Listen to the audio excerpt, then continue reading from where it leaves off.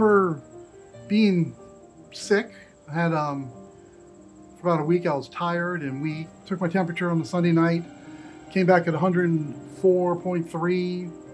So let me take some medicine overnight, I'll take it again in the morning. Next morning, came back in at 104.1. So I figured I would call my primary physician, talk to them. They told me to go down and get tested with the conditions I had, diabetes and all that other good stuff. For some reason, they put it at the top of the list and got it processed and went through. My results were positive.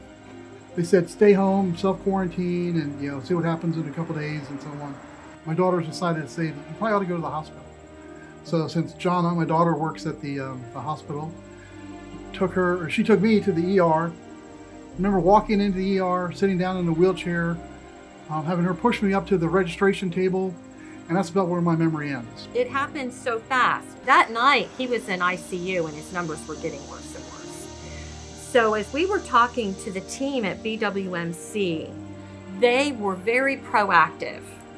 As we kept getting the updates from the physician's assistant and the whole entire ICU team, I kind of saw the writing on the wall, and I was like, oh, I know Dad's a fighter, but this thing is trying to kick his butt. The doctor said, based on his inflammation numbers, this is what's going to happen. And he gave us the roadmap that was very scary. He's going to we're going to turn his oxygen levels up. It's going to be the maximum. Once he maxes out on the oxygen levels, then he's going to need to go on the ventilator.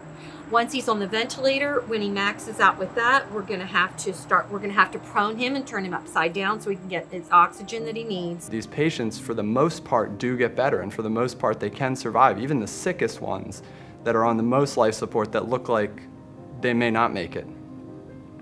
And we've just had to readjust our expectations and understand that there is a real potential that they'll get better. It just takes longer than the average patient who requires a ventilator machine. Thankfully, he was able to be weaned down from his ventilator settings, but he was still having to be proned every few hours. And then finally, 9 days later, they were like, well, we're gonna go ahead and extubate him. And we all kind of had this big sigh of relief. Dad spent a month in the ICU, wasn't 100% sure what was gonna happen during that time. It was very scary.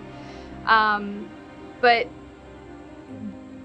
wearing masks, doing good hand hygiene, all of that you need to do, but then also you need to social distance. I felt like we had put Steve in a place where he was given the best chance possible. And so I knew I wasn't going to have any regrets at all about the decision we made to where we took him, and that I fully trusted the team, and that if something happened and Steve didn't make it, that we would not be able to say we hadn't tried everything we could do. I lay there and kept going and finally came out.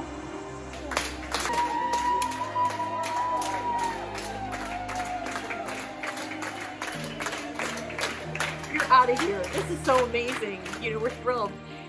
And it was just the weight of it, like he really walked out.